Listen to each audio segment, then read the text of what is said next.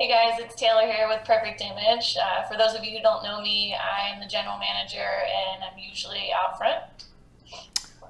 Joel at Perfect Image. I'm the lab manager, and I'm always in the back. You never see me. So So we just wanted to pop in here and just talk a little bit about what we've been doing lately. As you can see, we are here in quarantine. We're both in our houses. And we just wanted a way to kind of connect with people. We've been connecting with a few of you through social media, but we just wanted one other way to kind of let you know what we're up to and maybe hear a little bit about what you guys are doing too. yeah, like Taylor said, we're in quarantine, and so if you hear dogs walking by or barking or horns honking out front, sorry. But we're doing the best we can, just like you guys, and we thought it would be cool, like Taylor said, to just kind of keep the photo conversation going because we're not getting a whole lot of that since our doors have to be shut, have to be locked. And yeah, so we're going to talk today about what we're shooting and what we're doing right now. So maybe you can join in comments and the conversation after, but I hope you enjoy this. Cool. So I'll start off. I had been shooting with my main camera, which is a Canon 6D. It's a big camera. It's what I usually shoot when I'm, helping shooting weddings or doing a portrait session or something like that.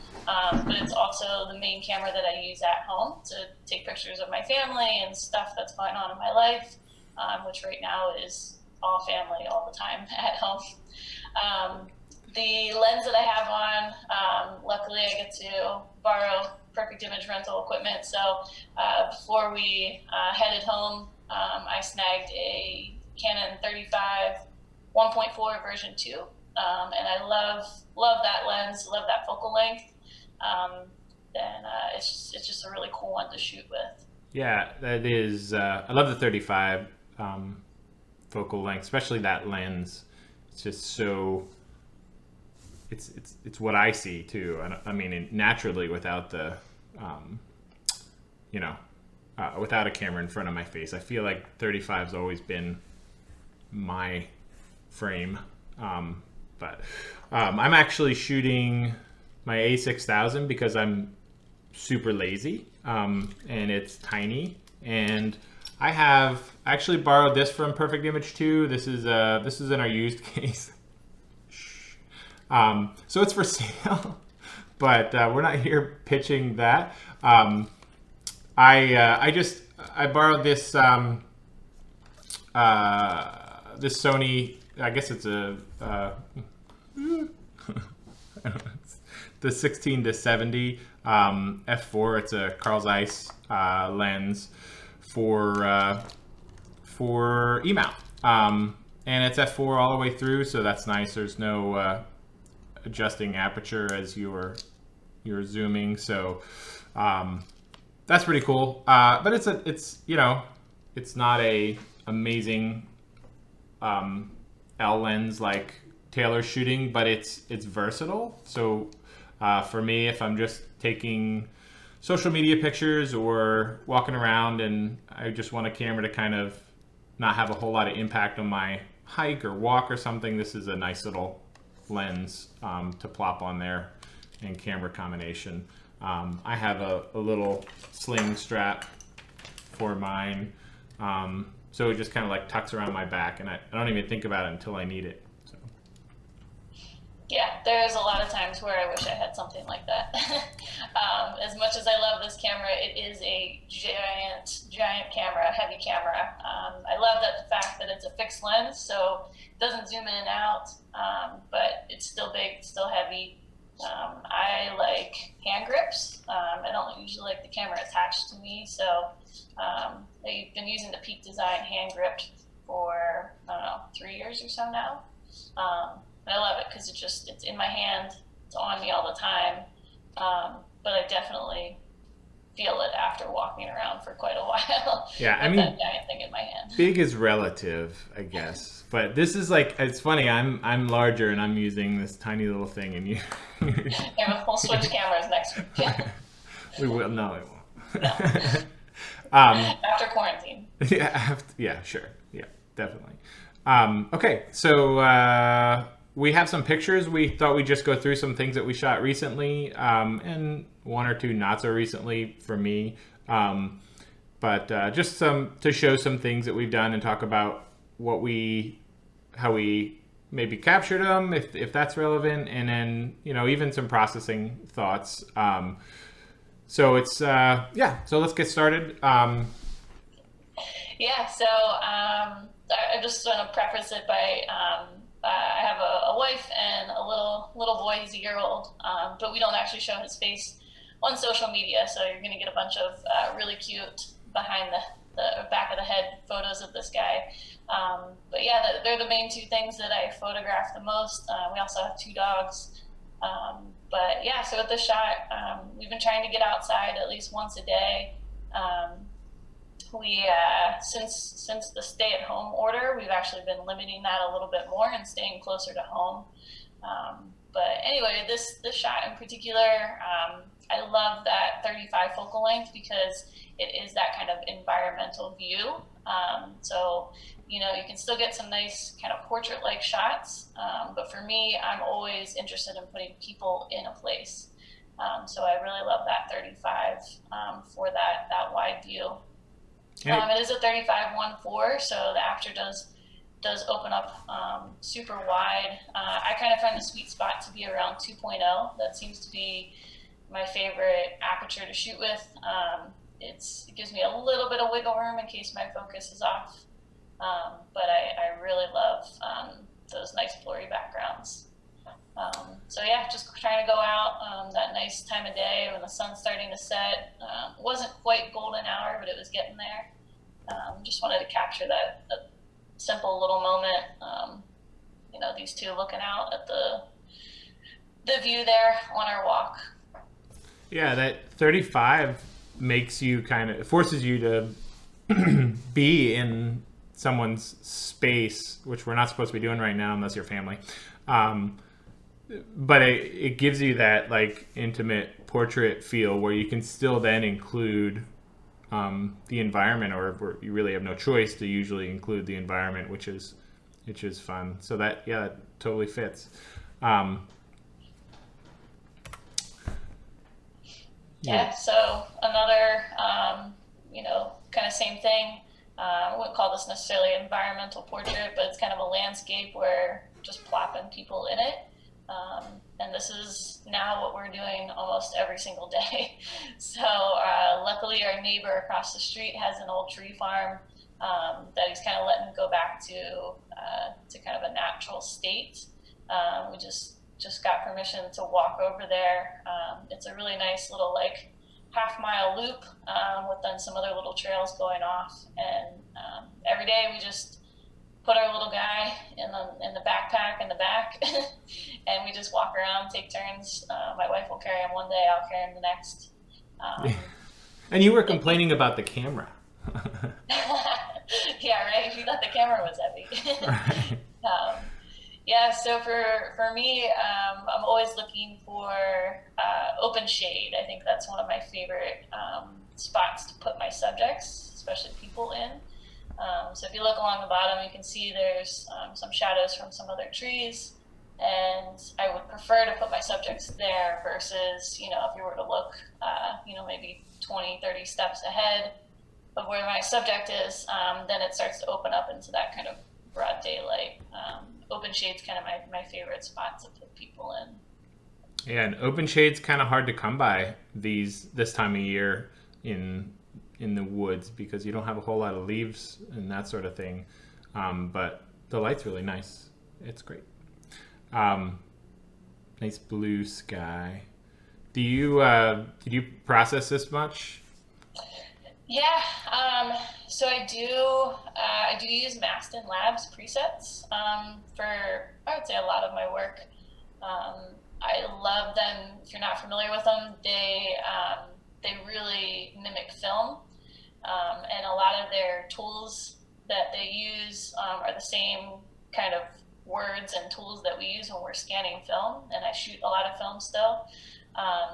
So being able to kind of bring my highlights back and get some more light there into my shadows to kind of give it that film look. That's usually my goal, but I did have to work on the sky a little bit. The sky was starting to blow out, but I was able to kind of bring that back in. Yeah, it's tricky when you're trying to shoot somebody in shade, but keep your blue skies. You have to finesse it a little bit. Yeah. No. So this one literally was just a couple hours ago. I take this giant camera with me everywhere. So we just threw him in the wagon and just went on a little walk. But you can kind of see between the last photo and this photo, this one I definitely got nice and close. But you're still able to kind of capture that environment. And again, that's why I just really love that 35 millimeter focal length on a full frame camera. Yeah, it's super bright, like springy bright. Definitely has that like spring feel to it. Yeah, I would love to go out, at golden hour and shoot that beautiful golden sun all the time, but we're working with a 1-year-old in his nap schedule, so. Right. That's like, you have to be able to adapt to your environment. Sometimes it's not always exactly the situation you want to be shooting, so you have to just kind of force it and make it work. So it's nice to have that overcast day though too. Yeah, it is good for a nice even light, that's for sure. Yeah. All right, and this is our last one. Again, this was just a couple hours ago too. I really do pick up my camera almost every single day, so I thought it'd be nice to throw some new stuff in. So this is the corner that I'm in now too.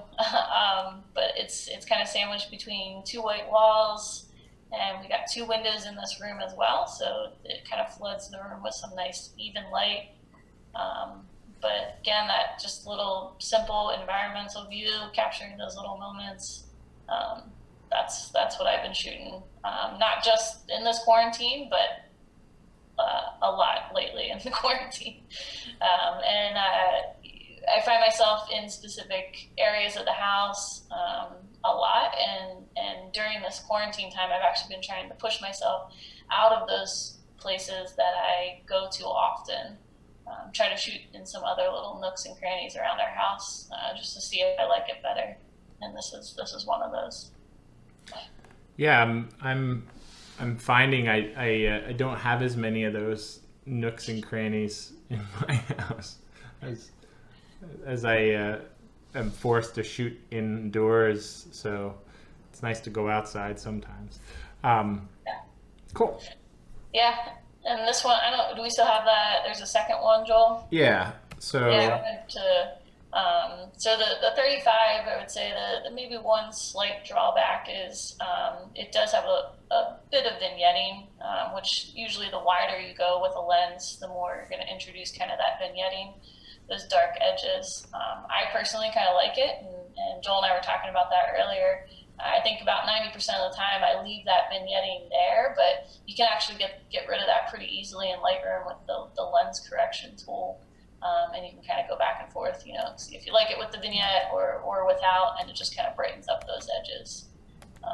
Personally, on this one, I'd probably leave the vignette, but it is nice to know that Lightroom has a really simple tool to just fix that if you need it. Yeah. I'm just going back and forth between the two here, and I can put them up side by side. Yeah, it's not a huge difference, but if you look in those corners, all 4 corners, you can kind of see that with and without vignette. Yeah, it's subtle, but if you like the nice white clean walls, then for sure it's it's an easy way to clean up in Lightroom. It's a button press, really. Yeah, that's all it was, just one click and it's gone. All right, so these are my photos, and I I'm doing a little shooting for social media for Perfect Image. So if you know, if you're on Instagram and you're on Facebook, you might have seen us talking about the photo challenge that we're running right now all month. A new reason to take a picture every day, even if it's just a cell phone picture or whatever. It doesn't have to be anything spectacular, but it's fun to join in and kind of keep the creative juices flowing. So I went out and did some sample photos for some of those themes that we're doing for the challenge this month. And this is one of mine. I just took a walk around Lancaster. I live in the city, so this is Binns Park, I think, near there somewhere. This, I just kind of was sort of struck by the shadows and the graphic nature of this image. And this camera, let me see if I can see. Nope. I think I probably shot this somewhere. I could look at the EXIF data. But I'm going to just cut this part out of me talking. Yeah, 22 millimeter. Why are you? Obviously, this is all getting cut out. All right. So it's in the neighborhood of like 20 millimeter. So on this, not too far off of what Taylor's been shooting. This is a 1.5 multiplier on this sensor versus the full frame that Taylor's shooting. So roughly at just a little over 20 millimeters. I'm shooting in the neighborhood of 35, which is pretty, it's pretty familiar, and that's also the place that I typically like to shoot. And I just made it black and white because there really wasn't anything in here that required color. So I think that black and white really reinforces the graphic elements here, and the repetition sort of vibrates a little bit. So I thought that was fun. Yeah, and I actually saw the version before you flipped it to black and white, and I at first glance thought it was a black and white photo. So I'm glad that you went and made it black and white, because it just felt like a black and white image for sure. Yeah, I should have made it black and white from the get-go, but I tend to keep things color. I'm more of a color photographer. In my mind, I want to see things in color, but I think it just makes more sense this way. Okay, next image. This was, I think this was an office building downtown.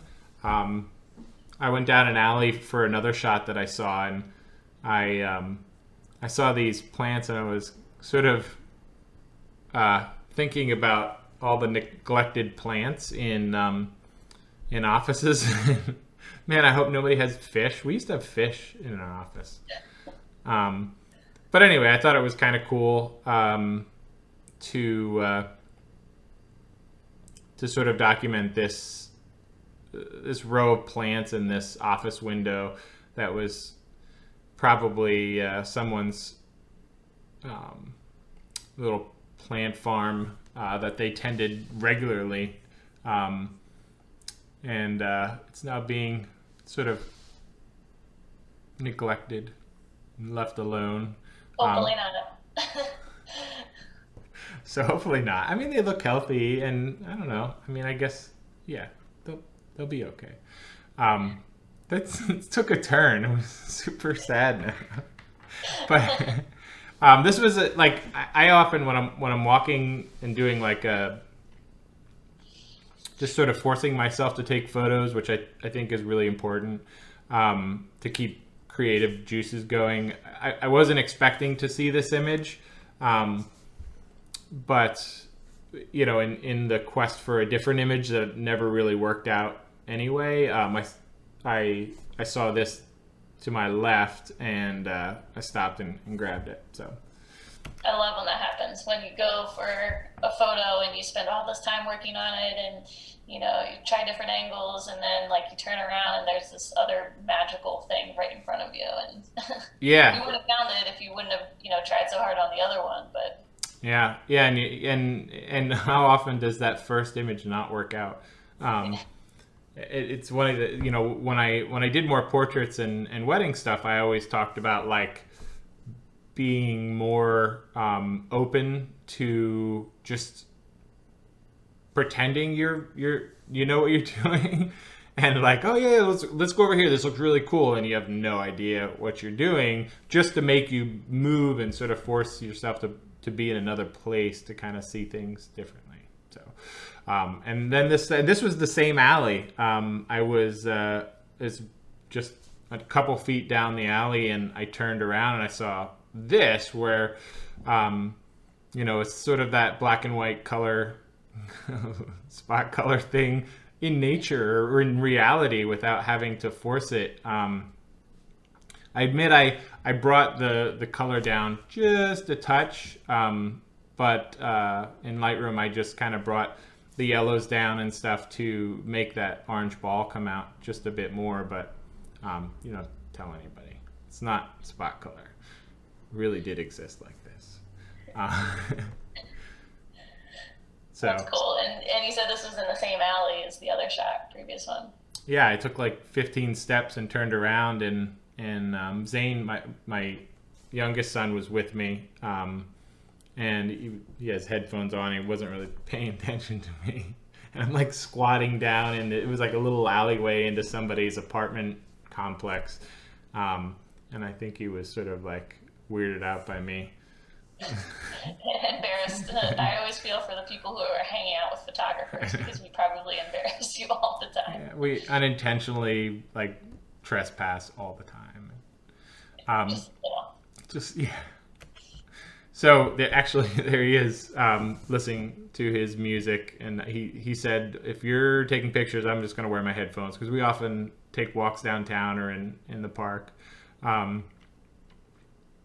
And so as I stood up and we were leaving this little alleyway where I saw that orange ball, I saw this shot, and I took this one, and then I said, okay, now, you know, because the light wasn't really on his face, I said, you know, turn around and look back out into the alley, and he just looked at me and said, Dad, that's so stupid. I'm like,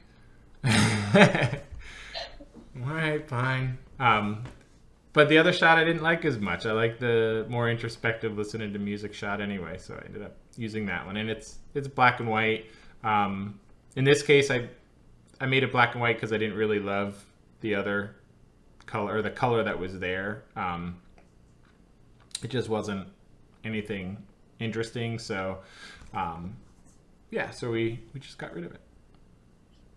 I feel like that's we could do two whole other episodes of this kind of stuff. So one on why you made it black and white, Yeah. because I hear, you know, a couple different things happening, and why you would choose to make something black and white, and then also, you know, how many different types of photos can you take within 10 feet of the same space? Yeah, same seriously. spot? Yeah, because sometimes you're forced to have to do that, especially if, like I said, you're in a portrait situation or a wedding situation where you just have to work in that tiny little box, and how do you make it different?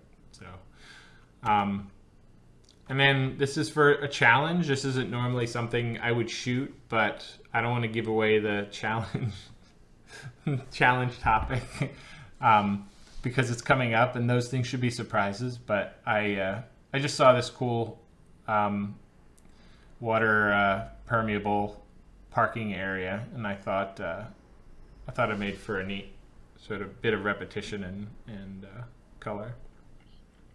So. Yeah, I feel like that I can literally be looking, you know, straight down at my feet, and that's right in front of me.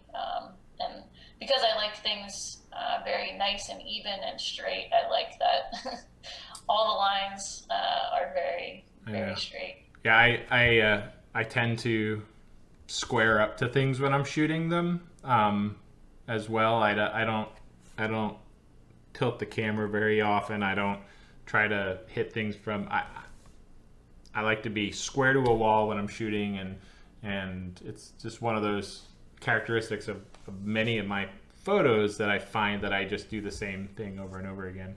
But yeah, so that's, nothing special, but there it is. And I think, oh yeah, I always want to photograph these things. These are not too far from my house, down by the train station. And these sculptures fascinate me. Like, I can't stop staring at them, especially when there's a cool sky in the background. I don't know. I can never really get the shot that I want because there's other stuff in the area. So I went underneath them this time, and I cropped it square just to see how I liked it. It's okay. I'm still not happy with it. I'm just saying. I feel like I used to actually live really close to where you live now too, and yeah, I'd see them all the time, and I never once got a cool photo of them. But they're so cool. Like it seems like, I don't know. Like I don't love the surroundings, but I just love the sculpture and the sky behind. So it's really hard. There's the bridge from Duke Street there. Sort of gets in the background, and I'm always fighting. But this is like on the south side of the road. There's two little patches of these sculptures, and I went up into the flower bed since there's no flowers there yet, and shot straight up. So I did help the sky a little bit in Lightroom, just give it a little bit more depth, but not much. I always tweak it just a little bit, and that helped the clouds pop a little bit. And this one was taken a couple weeks back. We went out to the White Cliffs, and I've never been there before. If you've been there, this is sort of like a standard shot from that location. But I just thought I was sort of struck by the seagulls in the sky, which you probably can't see real well on here because they're so tiny. But I think it'll be cool when I print it larger. It's just a neat landscape situation that you don't often see with that white, pure white, what is it, like byproduct of a quarry. But it's cool. It just, was fun. Yeah.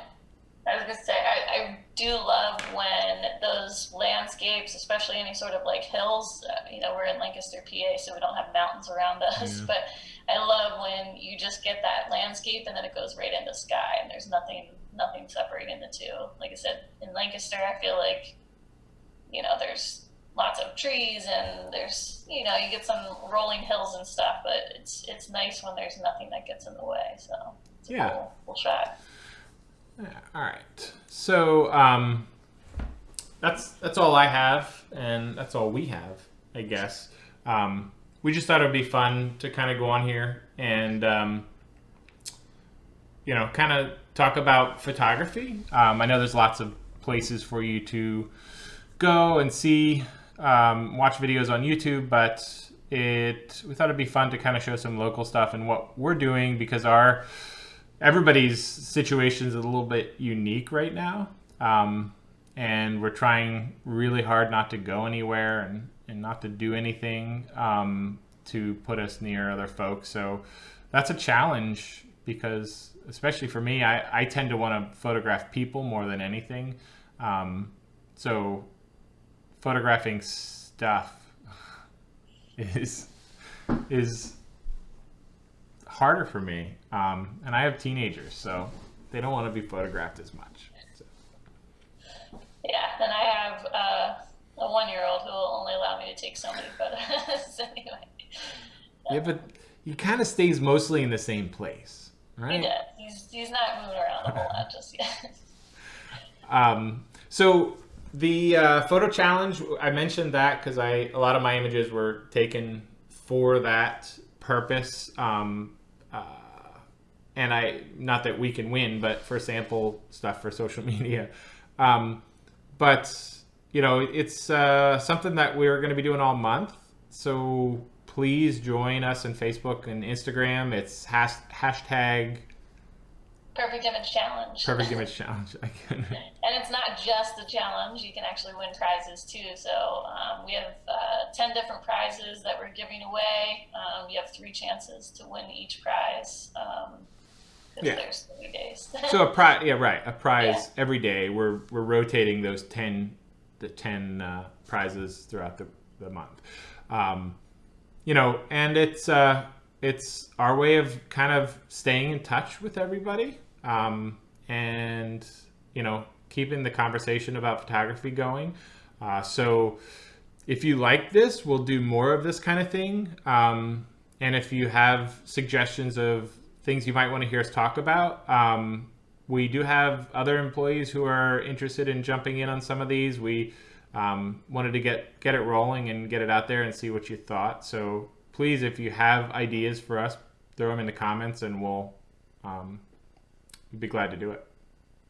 Yeah, absolutely. And just to kind of update you guys too, we are still working a little bit. Our retail location is closed, but our lab is up and running. So we are still processing film. We're still printing photos. You can also mail us scanning orders. So if you have slides, negatives, prints, that kind of stuff, you can mail all that stuff in, as well as cleaning calibration. So again, our retail location is closed, but we are accepting stuff by mail. Yep. So yeah, you can email us at I guess probably info@perfectimagecamera.com. Or if you have printing questions and you want to talk directly to the lab, you can send them to prints, PRINTS, @perfectimagecamera.com. And I'll be glad to answer any questions that you might have about printing, scanning, submitting orders, whatever is going on. Oh, cool. Thanks if anybody's lasted this long and watched the whole thing. We appreciate it. Yeah. And if you guys have questions, suggestions, comments, all that kind of stuff, we'll be happy to answer any of those. So let us know. All right. Cool. See you Cool. later. Stay safe. Keep those social distances.